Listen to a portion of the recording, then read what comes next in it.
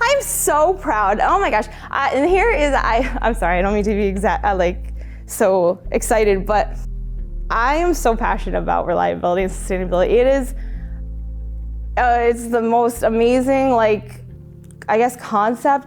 And you know who I'm really thankful for? Ken Hunt. He's also a black belt. He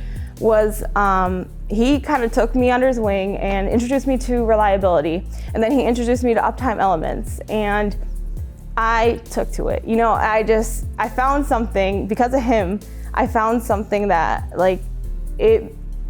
to myself, it gave me purpose, gave me something to strive for and things like that. And like I said, I've really learned so much from being here. And I really wanted to thank Reliability Web, because they invited me here and allowed me the opportunity to go on stage and receive my black belt. And I'm really, really thankful for that, because it is a lot of work to get your black belt. And I encourage everybody out there, if you have even a little bit of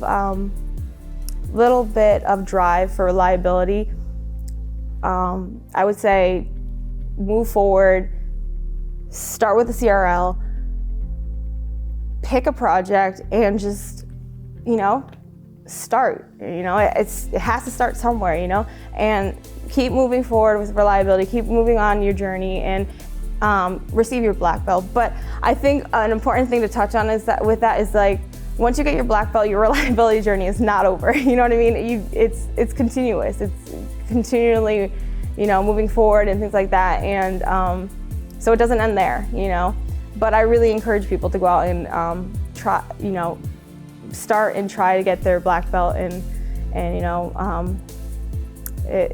it was just a really great experience. If you were to say anything about it, it's just a really great experience.